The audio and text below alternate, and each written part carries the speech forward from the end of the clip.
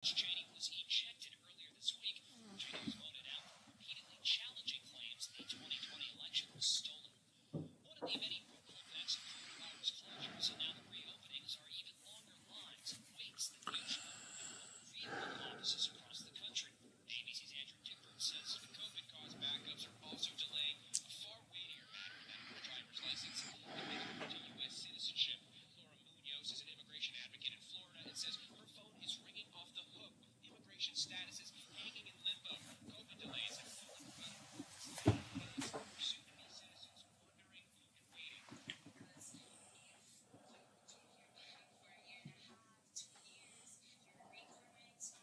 Now that their offices have reopened under CDC guidelines, more citizenship services are catching up. Say goodbye to a man who made parts didn't know it's possible. Spencer Silver was working as a chemist for 3M in 1968 when he came up with a formula for the adhesive that hard fused and super glue before anyone figured out the use for it. Silver passed away at his home in Minnesota. He was 80 years old. This is ABC News. Look, staying healthy isn't easy. Watching your diet, hitting the gym, avoiding stress. But a good night's rest helps boost your overall health and wellness. And it couldn't be easier. The new Sleep Number 360 smart bed is the only bed that effortlessly adjusts and responds to both. The result? You wake up ready for anything. Proven quality sleep is life-changing sleep. Save $1,000 on the new Sleep Number 360 Special Edition Smart Bed Queen at $17.99 plus special financing. Men's month. Special financing subject to credit. Monthly payments required. See store for details. Brian Clark, ABC News. Monday, James on the Ohio News Network. Ohioans who are withdrawing unemployment benefits will soon see smaller weekly payments. Laura Casey, with O&M affiliate WKYC TV in Cleveland, explains. The governor announced the state will be opting out of the federal government's $300 pandemic unemployment program on June 26th. DeWine noted that in some cases that supplement has been discouraging Ohioans from going back to work. The supplement has been available since last year, passed by Congress. Governor DeWine says his decision this week to lift health orders on June 2nd was based on advice from medical experts and widespread access to the coronavirus vaccine. But some, including Republican State Representative John Cross of Kenton in West Central Ohio, have a different take. Kevin Landers from O&M affiliate WBNS TV in Columbus reports. Behind the scenes, several lawmakers believe Governor Mike DeWine's about-face on removing the health orders was an attempt to get in front of the legislature that was going to rescind them anyway. I'm pleased that the governor finally listened to the legislature, because if the governor wasn't going to open up Ohio on the June 22nd date, the legislature was ready to do so. They believe Governor DeWine felt the political pressure to do it because reaching 50 cases per 100,000 people, many believe, wasn't going to happen. So they believe Governor DeWine felt the political pressure to Kings Island opens tomorrow. For now, both parks are still requiring reservations. I'm Dave James on the Ohio News. Cedar Point opens today, and Kings Island opens tomorrow. For now, both parks are still. Continues after this. This is a test of the emergency alert system. This is only a test.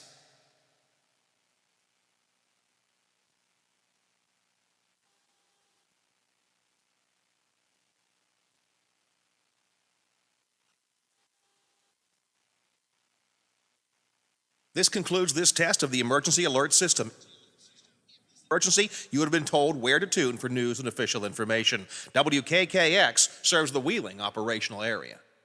The Ohio Valley would like to welcome Airgas USA to the tri-state area, your one-stop shop for all your welding and safety needs. Airgas is the United States' largest distributor of industrial, medical, and specialty gases and related equipment, products, and services. Airgas carries more than 36,000 safety and welding products. Check out airgas.com with free ship to store on over 200,000 items. Or stop in to see us at 2208 Warwood Avenue. Mention this ad for an additional 20% off your first purchase. Some exclusions apply.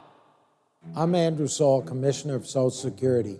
Beware of telephone scammers pretending to be government employees. Real Social Security employees will never threaten you. Callers threatening you with arrest or other legal action and demanding money are not from us. If you receive a call like this, hang up. Do not provide them with any form of payment or information. Report the call at oig.ssa.gov turbotrack.gov. Hello, it's John Kozik, founder and president of TurboTrack Realty, and I buy houses as is, fast for cash. Call me today for an all-cash offer on any of your properties, and we can close within days at 614-362-2000, 362-2000. Do you own a property that's outdated and needs thousands of dollars in repairs? Great, I'll buy it. I'm a private real estate investor who can solve your real estate problems fast for cash. Do you want to sell and just be done with it? Okay, great. I buy vacant properties, boarded up houses, pre-foreclosures, and inherited properties. I also buy apartment buildings, rental portfolios, divorce homes. I even buy my tenant won't pay me the rent houses. I look forward to solving your real estate problems today. Give me a call for an all-cash offer at 614-362-2000, 614-362-2000. Hello, everyone. From the Watchdog, I'm the Storm Tracker, Darnell Foster, with a look at your local weather forecast for your Friday. Mix of sun and clouds, a daytime high near 69 degrees, the overnight low of 47 under mainly clear skies, plenty of sunshine around for your Saturday, with highs in the upper 60s. Have yourself a great day, everyone. From the Watchdog, I'm Darnell Foster.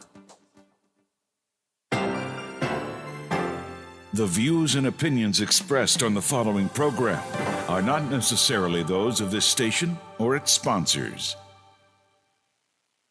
Do you know what today is? Today's Friday. Not just that. It's Freaky Friday. It's Freaky Friday! Freaky Friday. It's Freaky Friday. Looks like somebody's ready for the weekend. Super freaky, huh? So it's like Freaky Friday. Freaky. Freaky! Freaky Friday? What a freak show! Freak show. Let the freak show begin. It's showtime.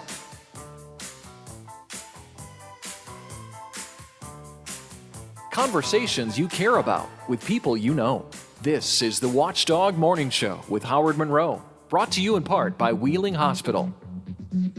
Freaky Friday. They weren't talking about McCabe and I, were they, John? Or were they Biffy? I don't think that's what they meant, was it?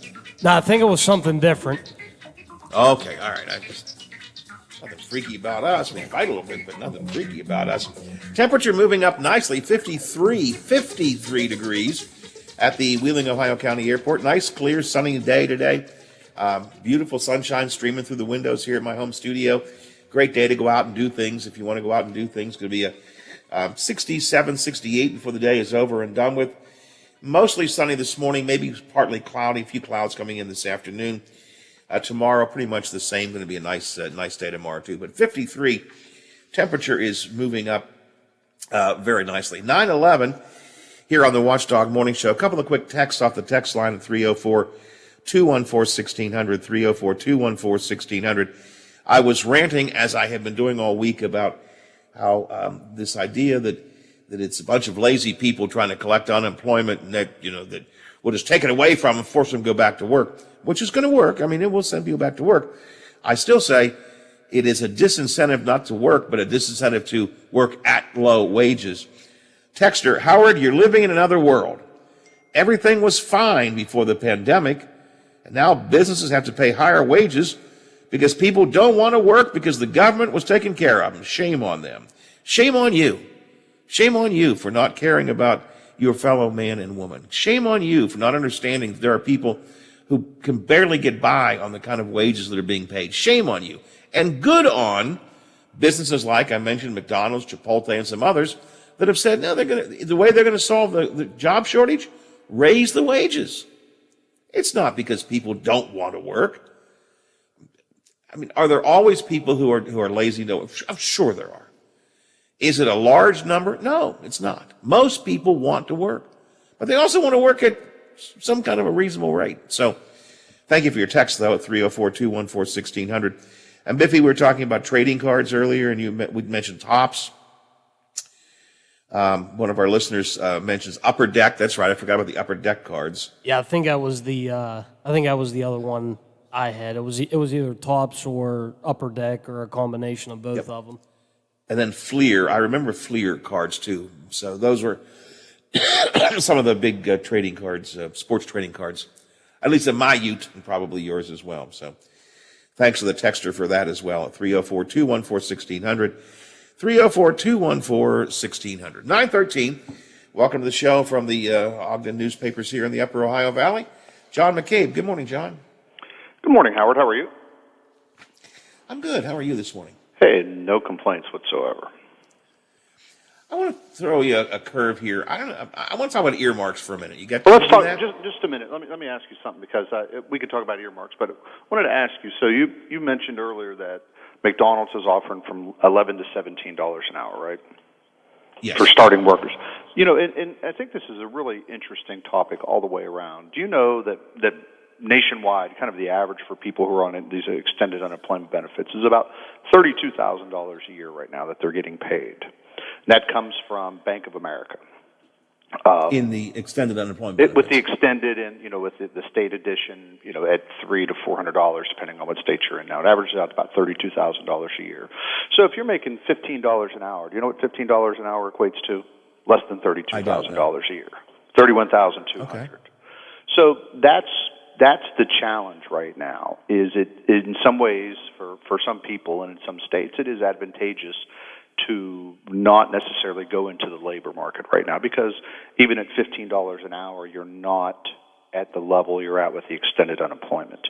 I don't know if Ohio is the latest example, if it's the right time to do that or not, but we've got to do something to deal with this labor shortage because in the end, what happens? Everybody's just going to pay more. That's all. There's no magic wand that says people are going to do anything different than pay more out of pocket for everyday staples or food or whatever it is. The inflation rate will inflation will go up. We'll see inflation out of this, and and it kind of at some point will even out to where it's not going to be advantageous at $15 an hour like it was a year ago or 2 years ago. So I think it's a trickier thing than what you're saying. I don't want to sound like a raving liberal here. But that's what you sound like. But I am.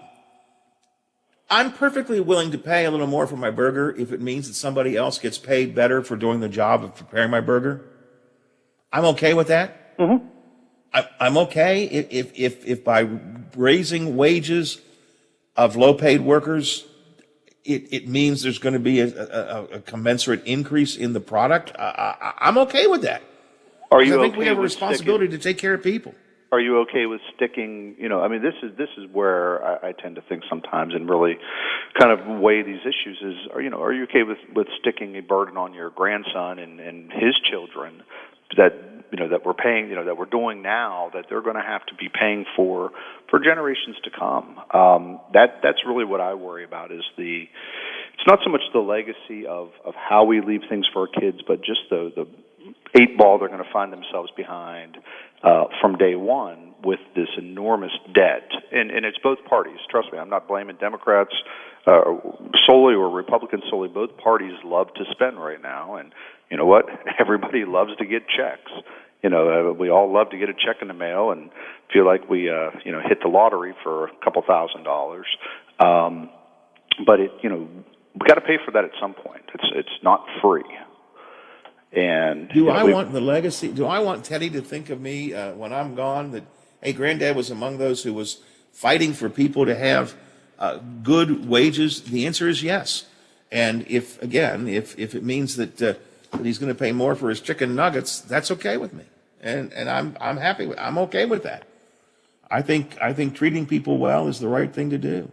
Okay. And I also think that if we concentrated more on putting money in the pockets of working Americans and less on worrying about tax cuts for businesses, as the Trump tax cut did, if we put more money in the pocket of working Americans, we would see an economic rebound, or maybe rebound's a bad word to use. That's how you stimulate the economy. People have money in their pockets. When they don't have money in their pockets, John, they don't spend it. Were you talking there? I just fell asleep for a minute while you were talking because it's just that same old tired line that puts me in bed every time I have a little insomnia. It may be a tired line, but it's a true line. Anyway, earmarks. It's easy for you and me, John. We don't have to deal with these problems. I'm not going to disagree with you. Life is not a cut and dry situation for any of us, and you're exactly right. And we've got to figure out ways so that we can give people opportunities to lift themselves out of bad situations, or maybe to lift themselves into better situations. in my mind, the government should not be subsidizing that. They just shouldn't be. That's Well, not, that was never government. And I don't think, and John, I don't think they should or will over the long haul.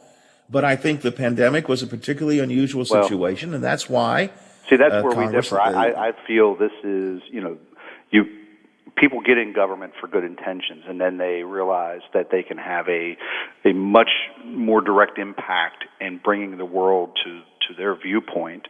And, I think that it's going to be hard to scale back the level of overreach that has happened over the last year. Tuesday, and this is one, obviously it's not in West Virginia, but just 10 minutes to our east in Pennsylvania on Tuesday, people will be voting to remove some of the executive powers and lack of maybe checks and balances that exist, at least in this case in Pennsylvania, with how Governor Tom Wolf handled his emergency powers.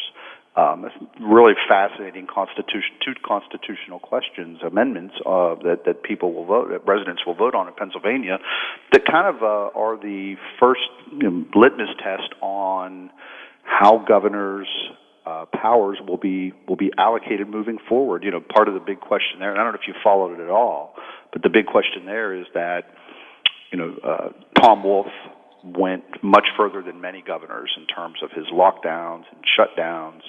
The legislature on several occasions, the General Assembly in Pennsylvania, voted to lift some of the lockdowns, and what did he do? He vetoed their override of his power.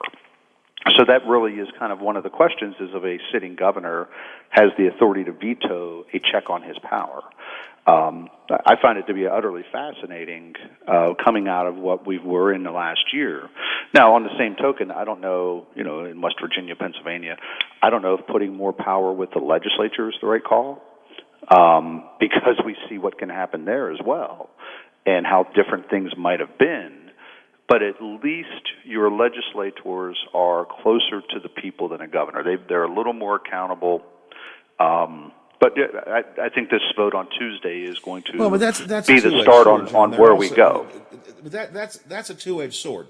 Mm-hmm. They're also, because they're closer to the people, meaning they have to face re-election and re-election more frequently, generally, and so on.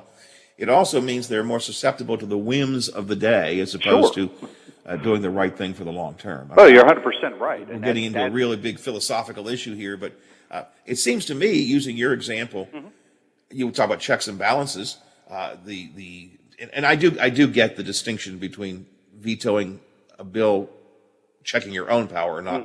But it seems to me there's checks and balances. Legislature passed a bill, governor vetoed it. They could override it or not override it. That is the checks and balance. That is the checks and balance there.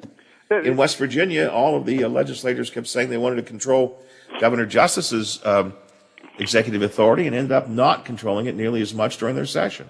Well, and I think I think that's a really good point, because it's easy and it's popular to go out and pound your chest and say, we want the power with us. But sometimes I wonder, do you really want it?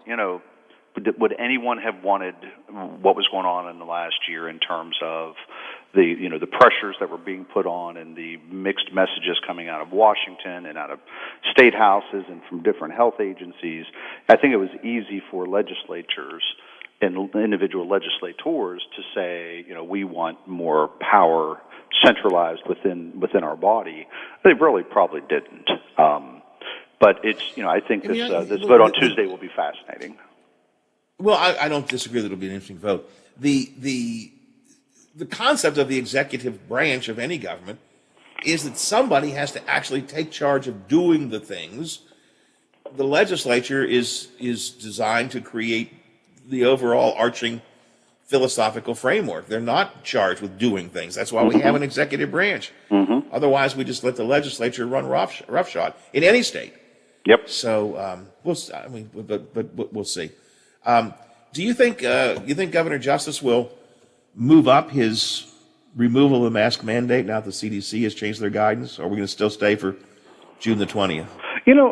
I'll be really interested to see what he does today, because he have his regular Friday shindig today, and I wouldn't be surprised. And again, it's easy now just to say, well, the CDC has said this, we're just going to follow federal policy and remove the mask mandate for if you've been vaccinated. So I wouldn't be surprised if he did, just simply because it's there's really no reason not to.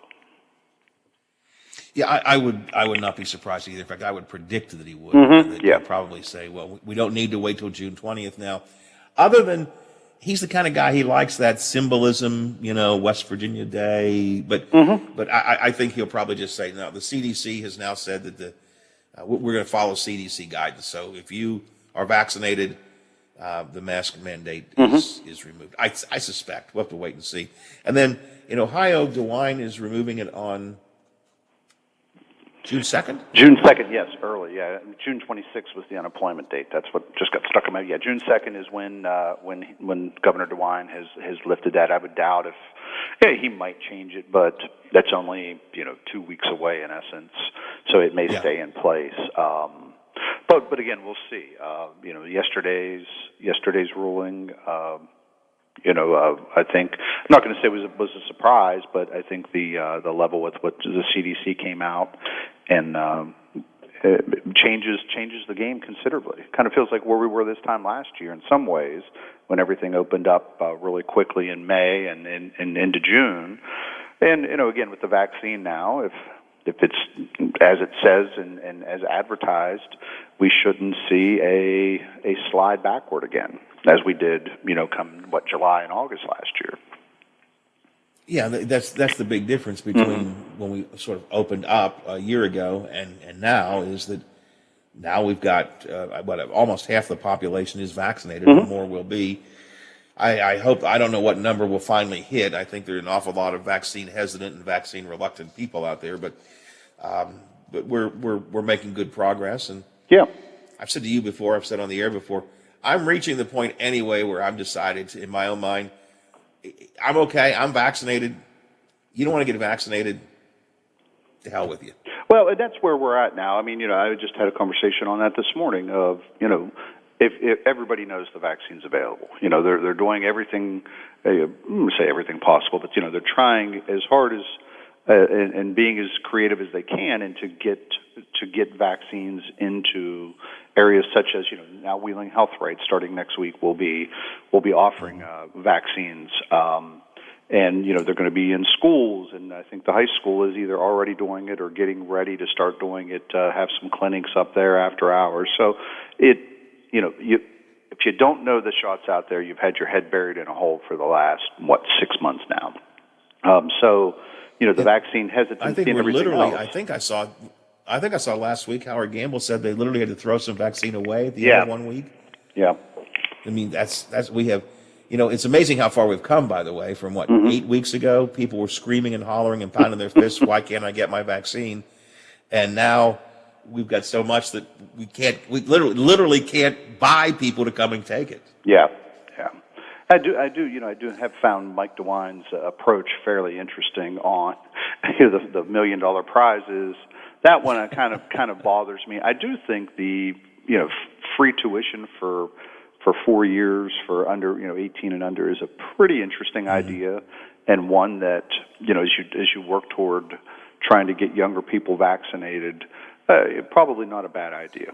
But oh well, we got local stuff to talk about, I think, today. And it's not $1 million. It's five $1 million. $5 million. Yes, exactly right. I mean, that's. Listen. If I was in Ohio, though, I might go get another shot just to be. Actually, I think if you've previously been vaccinated in Ohio, somehow you can still register for that. I think. I don't think it's for new vaccinations. I think it's for every. I could be wrong. I think it's for everyone, right? If you've already done it, you just have to show proof that you've had at least one shot. And in West Virginia, we're still giving away savings bonds. No, come on.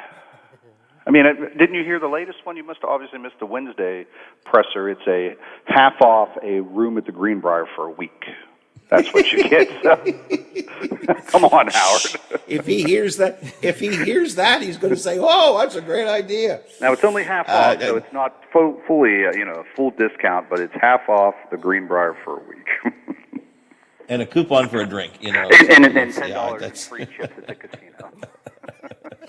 I did, yeah. I mean, listen. I say this often. I have a lot of criticism of the governor, but I give him credit for trying a lot of things. Right. And the savings bond, it just was a silly idea, but it's still there. I mean, but except he's discovered now that he can't just give him a bond. You So can't just go down to if the you bank want and the buy the bond, bond. you've got to go online and register, and and if not, he's got quote patriotic-looking gift cards to give you.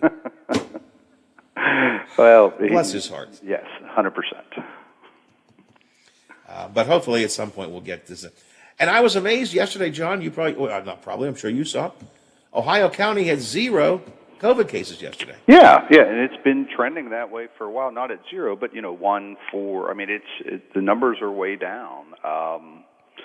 So it's good to see. Again, people are number one. I think we learned last year as it gets warmer, the virus doesn't spread quite as easily. But two, people are the people who are at highest risk are vaccinated. People are, I'm sure, being smart. But kids are in school, which is good, and so 0 cases from where we were. Back in November, December, January, where we were just seeing huge case numbers in Ohio County and elsewhere. What did we go through there for a while, Howard? They were having 60, 70, 80, 100 cases a day. Oh yeah. And it's hard to remember that now when you really think back. In the course of a year, the low of when it started in what was it, in late May or late April when we had, or early April, I'm sorry, we had our first cases reported, to November where we're having, November, December having, dozens to 100 cases reported, to, 6 months later, nothing. So it really is kind of been that, that real roller coaster over the past year. So are we back to, we're heading towards normal, I think, right? Mm-hmm. I think so too. It feels that way. I heard something this morning, I think on the way in, maybe on your station. Kroger will continue to have, the mask requirement. I wouldn't be surprised to see places like Walmart and Lowe's and some others that have had a hard time enforcing mask mandates anyway. Not just drop it or leave it totally optional for people. If you want, if you come in and you feel comfortable in a mask, wear it. If you don't, then okay. So I think that's going to be interesting to see. And the good thing too is that we will know, according to Joe Biden, that anyone who wears a mask is just a piece of dregs who is not worth our time because they're not doing their duty for the country. That's what he said, wasn't it? Pretty much. Well, that isn't what he said. That was that's his not implication, what he said. 100%. That's Either if you're not what vaccinated, smile. If you're not, put your mask on and go sit in the corner. It's like the scarlet mask. I got to do a break. All right. It's 9:30 in the morning on the Watchdog Morning Show. John McCabe is here with me from the local newspapers. We'll talk about some Ohio Valley news and review coming up next. But first, let's check some headlines from Metro News. The Metro News Update is brought to you by Thomas Auto Centers, Mall Road, St. Clairsville. Get the best deal at Thomas Auto Centers. West.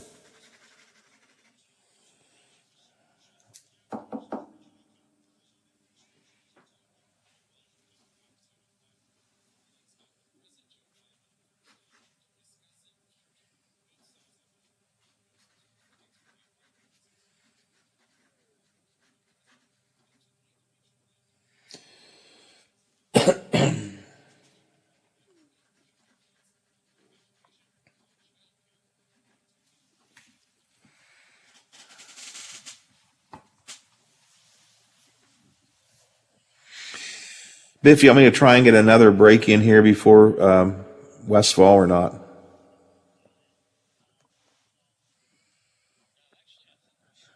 Okay, good. Okay, thank you.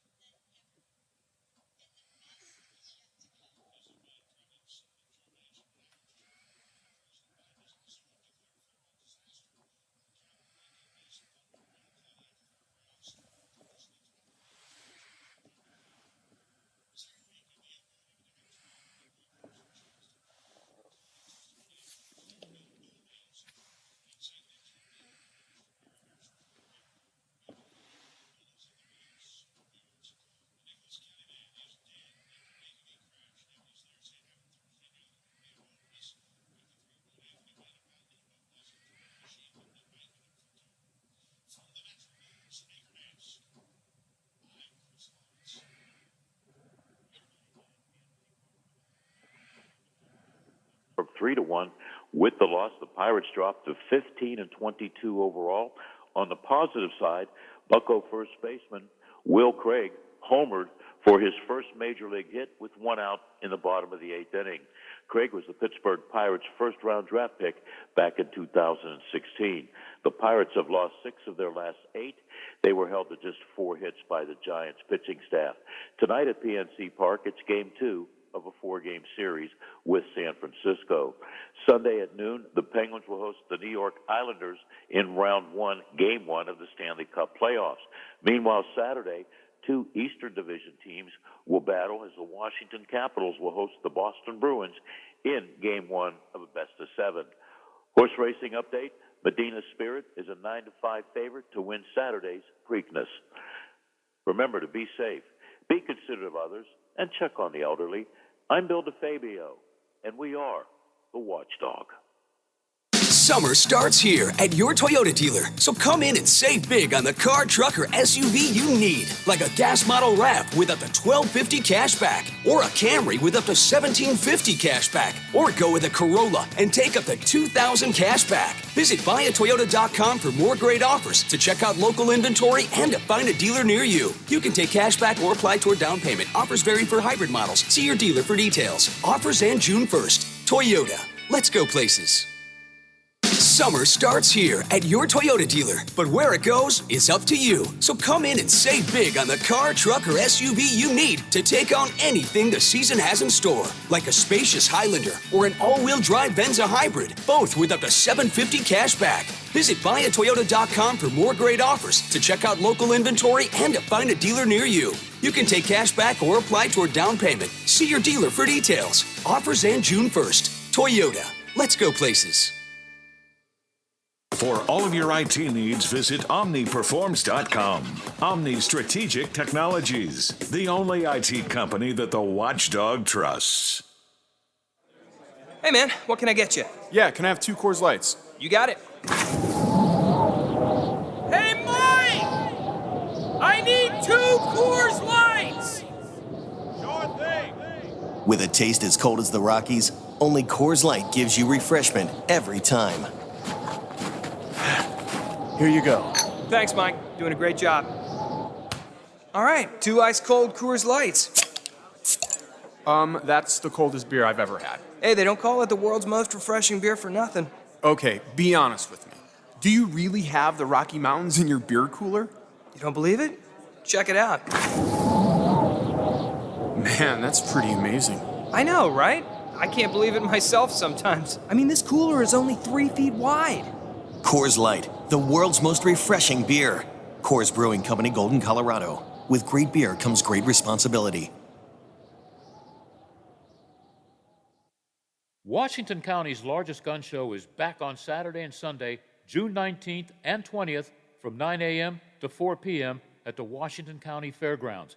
Admission is $7, and kids under 12 get in free with an adult.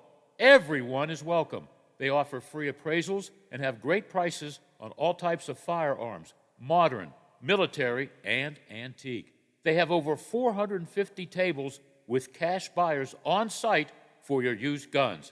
Visit arhsportshop.com, or you could give them a call at 724-948-3571 for more information. That's 724-948-3571 for more information. It's the Washington County Gun Show, presented by ARH Sports Shop, June 19th and 20th. Introducing our new redesigned 7 News app. Our new app features a sleek, modern design, an easy-to-navigate home screen with quick access to local news content and a localized weather forecast. Subscribing to notifications is easier, and with one tap, you have access to recent push notifications. There are more ways to watch and find video. To get the new WTRF 7 News app, just update the latest version or download the WTRF 7 News app in your Apple or Google Play Store by searching WTRF. Beach Bottom. The Watchdog is protecting your yard. Join Howard Monroe, Hoppy Kercheval, Bill DeFabio, and Big Rick for the best live and local talk in the Upper Ohio Valley and beyond. Beach Bottom trusts the Watchdog. Here's a look at the Ohio Valley local news week in review with newspaper editor John McCabe and Howard Monroe.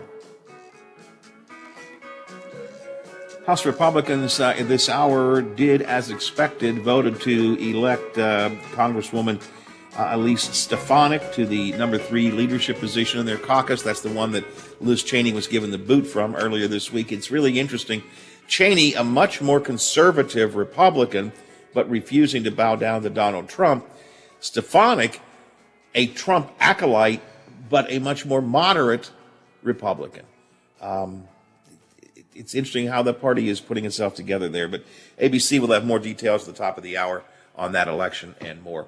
John, a couple of stories locally I wanted to take a minute or two to talk about. Sure. Number one, let's talk about construction for a second. First of all, I just got to bitch a little bit because I swear to God, I'm so tired of driving through the Wheeling streets. I know we do this all the time, but God help me, I can't. I can barely stand it anymore.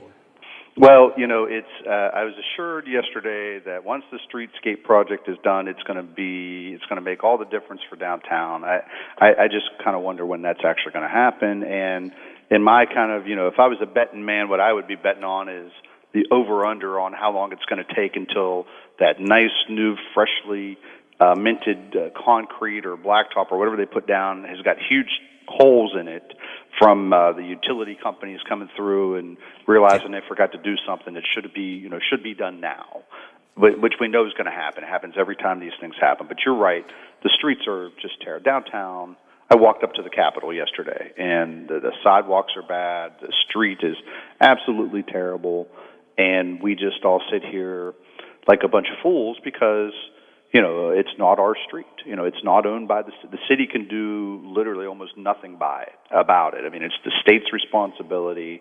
And, apparently a $130 million bridge across the Ohio River from nowhere to nowhere is beneficial to Ohio, not to the hillside in West Virginia upon which you exit and see, is more important than paving the downtown of your 5th largest city. So that's where we're at. That's a really good point. Yeah. And Mr. Mayor, I know sometimes you listen. I understand it's a state project, not a city project. I'm not really bitching at the city per se. And I understand the city is doing a lot of good things. But I got to tell you, yesterday, we're driving through downtown. We do it almost every afternoon with our grandson when we pick him up from school. And I'm thinking to myself, if I'm from out of town and I'm driving, I want to get away from this town as fast as I can. You better believe it. You can't the interstates are shut down, so you come off the interstate onto Main Street, not Pothole Street, but Main Street, and Main Street is nothing but a mess, and there's not a smooth chunk of pavement left, hardly. So it's really, really, really bad right now. And of course, as you kind of leads into is traffic out in Elm Grove is really going to be bad for the next 16 months. It's really going to be challenging. Close the hump bridge right in the middle of having the interstate, 2/3 of the way shut down. So that's where we're at, Howard. Yeah, the hump bridge, the so-called hump bridge, the Stone Arch Bridge, historic bridge that goes over towards Monument Place in Elm Grove. You all know where we're talking about. Mm-hmm. It desperately does need repair, and I give them credit. They're not going to tear it down and put up a new bridge. They're going to try and fix the historic bridge. That's wonderful. But it's going to be an almost 2-year project, and they're going to basically shut down. Getting from one side of Wheeling Creek to the other side in Elm Grove is going to be just almost impossible. Yeah, and what's going to happen, as you well know, because this will be one of the ways you go from where you live, that, possibly the most dangerous intersection in Wheeling, that, 37-point intersection coming off East Cove and Bethlehem Boulevard and, Junior Avenue or whatever, and where you've got literally 5 different points of entry all merging into one, and with the fire department right next to it. You'll see a lot of accidents there because people will, that's one of the 2 ways without going all the way to Washington Avenue on I-70 and coming back that you'll have to reach the businesses in Elm Grove. So you either have to go there or you'll have to go over by Respecs, Yeah, you're going to see all kinds of accidents there. 100%. I saw some people, there are people talking about, can we put a stoplight or something there? But I believe over the years, Highway Department has said that would be more dangerous because the trucks coming down the hill. 100% right, yeah. You know, one of the things I've often wondered is could they not put that, you remember when they were doing some work on that hill on Bethlehem Boulevard? They put the stoplight, the temporary stoplight, at the top of that first hump where Evelyn Avenue comes out onto Bethlehem Boulevard. Right, where it forks there, exactly. I wonder if they couldn't put a control device up there. You know, I don't know. I don't know. But I know this because I live in Elm Grove.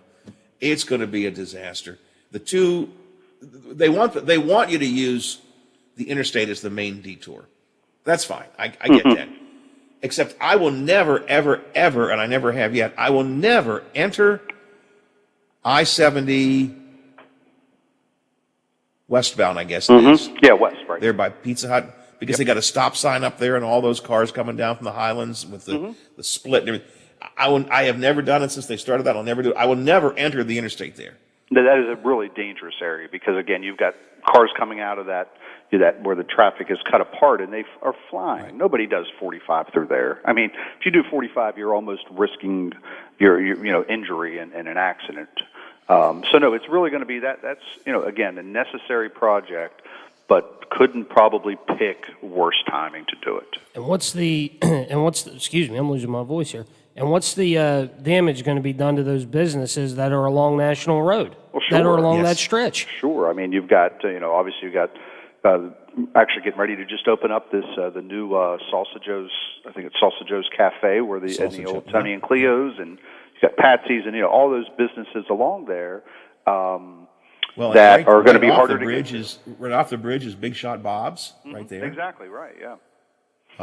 Biffy, you're absolutely right. Some of those businesses are just going to have a real problem because again, you're not going to be able to get across the bridge. And then the two alternate routes, setting aside the interstate, Lumber Avenue and Junior Avenue. The Junior Avenue route is going to be tremendously dangerous because, as we talked about, it ends up at that 5-way intersection. That's going to be a disaster. Lumber Avenue, I give the city credit. They prepared for this by paving it and trying to get it ready. But Lumber Avenue is just a little 2-lane road. It's not designed for primary, major traffic. I've been noting every day as we come home the amount of traffic that already backs up on the hump bridge. Picture all of that now moved over to Lumber Avenue. Oh. Well, sure, because I mean, let's be honest. That area right now is one of the primary detours to get to Wheeling Hospital. That's the challenge is, with the 70 eastbound coming out of the tunnel shut down, you have a lot of people who maybe don't want to go through town who, if you're coming from Ohio, you can take 470, get off at Bethlehem or get off down in Elm Grove.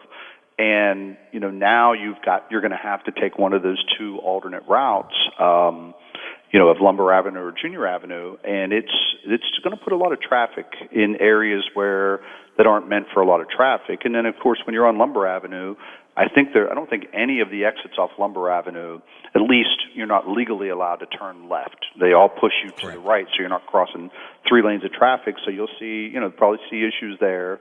It's going to be, again, just the timing is not very good on this one. But it's going to start, I think, right after Labor Day?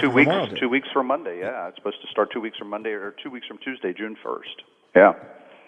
Or second. I don't mean to be a complainer, and I know, and Dave Palmer's been out there going, everybody's going to be patient, and I get it, but geez, oh peace. And travel through Woodsdale, and all their streets are torn up because of that Badillion sewer line project. Yes. I know it's all to make things better, but God Almighty, it just. I'm gonna get those. You remember the shoes that had the wheels on them that kids were sometimes had on? I'm thinking about getting a pair of them and just traveling that way. There you go. John, another big story this week. Wheeling Councilman Ben Seidler has really been pushing this rental inspection program. Had a couple of, not public hearings officially, but a couple of public safety committee meetings where landlords and in one case tenants showed up to talk about it. And by the end of the day earlier this week, the public safety committee voted to toss that whole plan. Yeah, not surprised, but kind of surprised a little bit. It was a 2-1 vote with Mr. Palmer and and Councilwoman Ketchum voting to start over in essence, and Ben Seidler, who has been the biggest advocate / proponent of this, or at least of doing something, dissenting. And, I think I think the concerns that have been raised over the last the last month and a half are very legitimate concerns. Let's be honest, something needs to be done.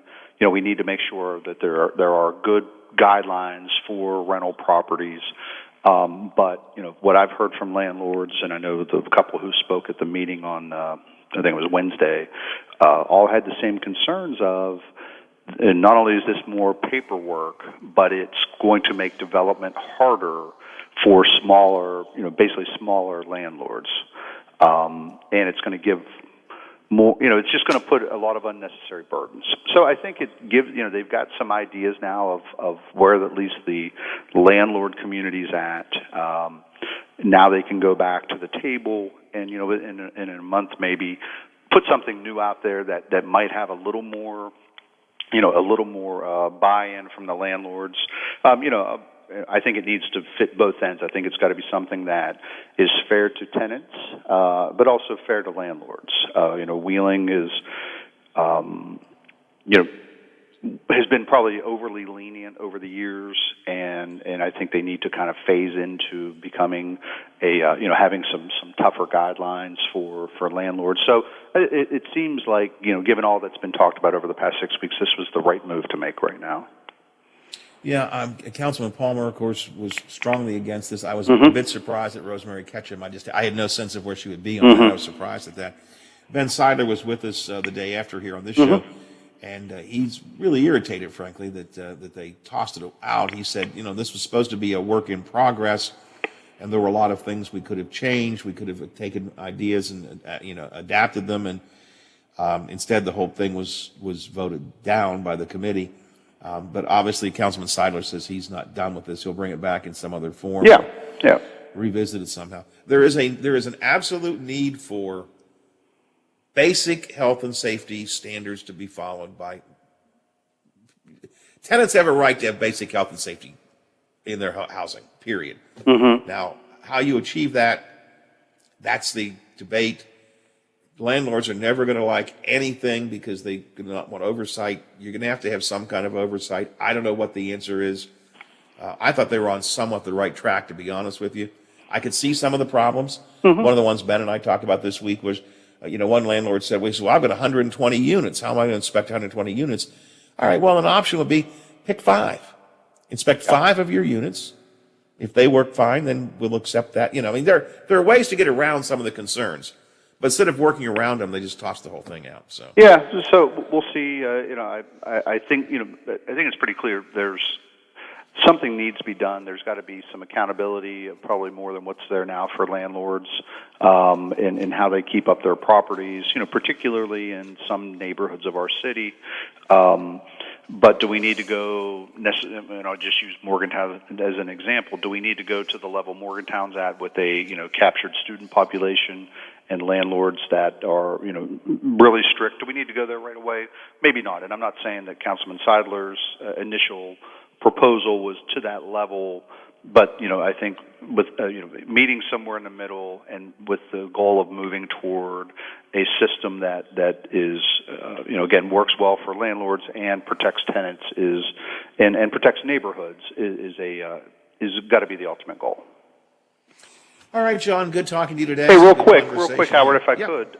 Zare Service, Please. I think, you've got a big listenership down in Marshall County. It's not very often we get a presidential scholar in our area. Oh, yes, a good point. Mentioned it today, but, great young lady, great athlete, great student, great family she comes from, and just, as we've trumpeted her in the newspaper, I thought it'd be worth just at least a mention on your show, since you do have a strong Marshall County base. Yeah, no, I agree. And I think sometimes, and it's my fault, I think sometimes we tend to focus on all the issues and not so much on some of the positive stuff that goes on. And it's a really good point. That's a pretty big deal. Pretty big deal. 100%, yes. Thanks, Howard. All right, John, got to run. Thank you, sir. John McCabe, managing editor, local newspapers here on the Watchdog Morning Show, 7 before the hour. And still 53. Double check the temperature here real quick. Yep, still 53 degrees. Clear, sunny, going to be a nice day today. We'll wait for Bob Westfall to come join us from the Big Seven, and we'll see what they're working on today. Monday on the show, we're going to talk to Rick Statton. Now, he is a former majority leader in the West Virginia legislature, at the House of Delegates. He also was a deputy cabinet secretary for the Department of Military Affairs in West Virginia. He is now an attorney in Charleston, but he's on a crusade to deal with the issue of dark money in politics. Dark money, this anonymous groups that put money into TV and radio ads and send flyers to your house and so on. And the dark money issue is Rick Statton's concern. So Monday he's going to join us to talk about that. He wrote an op-ed piece for the Gazette-Mail, which caught my attention. And so we're going to talk to him about that coming up on Monday here on the Watchdog Morning Show. Let's see, what else did I want to do? Oh, is Bob there yet? Still waiting on Bob. All right, I was going to talk about this with John and didn't get to it. And it's not a big deal. I just find it fascinating. Earmarks, those are used to, that's the place where federal elected officials used to be able to set aside specific money for specific local projects. Senator Byrd and Congressman Mullihan were huge in getting earmarks for our local area. Earmarks, federal money, specifically designated for specific projects locally. And then it became a real bad word. Oh, we don't talk about earmarks. We're not going to have earmarks anymore. That was seen as somehow corrupt. You could take money and send it to your home. So no more earmarks. And now earmarks are back. And now people are allowed to talk about earmarks again. And I have to love it to the point that Senator Manchin sent out a press release yesterday. He's got a website where you can propose your own earmarks. You can actually go to the website. Public and nonprofit entities who feel they want to get funding through the congressionally directed spending, that's what they call it, CDS, congressionally directed spending, earmarks. You can go to the website. You can make your own request for spending, and then I guess the congressman or the senator will consider whether or not to take it through to earmark level. I have no problem with this website. I'm not criticizing at all. I just find it fascinating. 5 years ago, you'd never talk about earmarks. No earmarks, no earmarks. Now you got a website that lets you propose your own earmarks. Only a couple of quick minutes. Let's check it with Bob Westfall and see what they're working on today at the Big Seven. Good morning, Bob. Hey, guys. Good Friday to you. It is indeed a good Friday. The big headline is Nellie and Styx are coming to the West Virginia State Fair. How Excuse about me? that? Nellie, I'm sorry. No Dean Martin for you, Howard. I'm sorry. Oh, come on. That's amore. We just got that press release. John Lynch just put it up, so I thought I'd let you know. A couple other things we're working on. We're going to sit down with Sean Fluharty. He was part of the delegation yesterday with the First Lady as she visited Charleston yesterday. So we're going to sit down and get his thoughts on what happened, what he was able to say, what he was able to get to talk to her about. Again, like I said yesterday, hopefully pushing some agenda for the Northern Panhandle, but we'll see. We'll see how that's going to go. Also going to follow up on some of the announcements yesterday, some big announcements with masks and stuff, where you can wear them, where you can't wear them. So we're going to have an update on that as well. A lot of changes in the last 24 hours since the last time we talked. So we're going to follow up on a lot of that today. It's going to be interesting to see how many businesses are, of course, first of all, in West Virginia and Ohio right now, masks are still mandated by regulation. Right. We'll see if Governor Justice and or Governor DeWine speed up their removal of the mask mandate. Even though the CDC guidance is there, we still have to follow regulations. I would predict the Justice will speed up the removal of the mask mandate. We'll have to wait and see. And then I think we'll probably see some businesses still stay with it. They won't fight it, but they'll probably put it up on their doors still. So far, yeah, we've reached out. John Lynch has reached out to different businesses across the valley. Kroger says they still have a mandate in place, so that is one business that got back to us. So, yeah, it looks like some may keep it going. Yeah, that's what I kind of expect. They probably won't fight it as much if somebody comes. I'm guessing if somebody comes in with a mask, Right. they're still going to probably leave the signs up and say that. All right, you got a lot of good stuff coming up, John or Bob and John, and y'all have a good weekend. People can check things out at noon, 5, 6, 10, 11, 5:30 statewide show. Always at WTRF.com, where all the news comes first, and on your Facebook page. I got to run. Have a great weekend, guys. You guys have a good weekend, too. Thanks. All right. Biffy, I got to go. I got to get out of here. Got to say sayonara, see you, bye-bye, farewell. The week is done. Yay! But good Lord willing, creeks don't rise, bat phone doesn't ring, don't get impeached, don't retire. And most importantly, Teddy tells me I can come back to work on Monday. I shall return Monday morning, 7 o'clock to the go-around of the big gig. Are you back with me, Brother Biff? Back Monday, ready to start another week. We're going to keep on doing it till we get it right. That could be a long time. Indeed.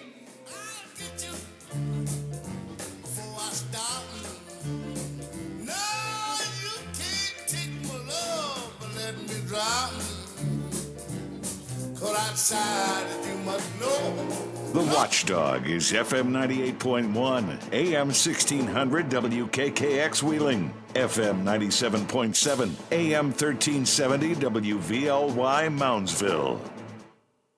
The ABC News is brought to you by Thomas Auto Centers, Mall Road, St. Clairsville. Get the best deal at Thomas Auto Centers. From ABC News. All right. Made it through. Not too bad. Yeah, I made it through. Big Rick is sick, so I got to figure out something for this afternoon. May just run hotline from Metro News. Butch is not available, so gotta. Yeah, which probably we'd have to run SB for an hour and then hotline from 3 to 5. Yeah. Right. I mean, that's kind of where my head is at the moment, unless I can think of anybody else real quick to call and try and get him in there. I think that's probably what we're going to have to do. Yeah, and Butch already said he can't make it, so that'd be my best guess. Again, I'll think about it for a few more minutes here, but unless I can round up somebody fast. You want to do a show this afternoon, Biff? Okay, if you do, you're welcome to do that. Oh, okay. All right. I'm always trying to get you to be a talk show host, I think you'd be good at it. No? Just not. All right. Well, I'll see what I can do, but my best guess is we'll do SB followed by Hotline. Is Hotline programmed into the Metro receiver?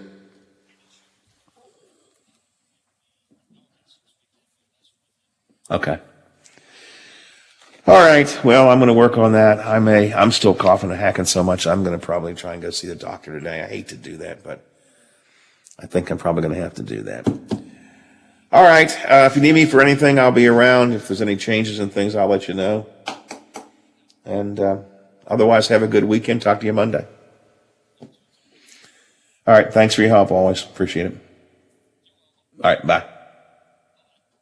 Ex-employee, upset patient or client, news article, legal issue, or even exposed personal information right there in your Google search results. Uncover what's lurking on the internet about you with ReputationDefender.com's patented scan and get your free reputation report card. Or for immediate assistance with your reputation, call 800-401-6681. Our cutting-edge technology helps make your Google search results look their best. Call 800-401-6681. That's 800-401-6681. 800-401-6681. Or take the free scan at ReputationDefender.com. 9 people were hurt, several of them critically, in a shooting in Providence, Rhode Island. The city's police chief, Hugh Clements, says ongoing feud that we're familiar with, that we've gotten several guns from each groups of individuals. He said several dozen shots were fired in what's being called the largest mass shooting in the city's history. Ireland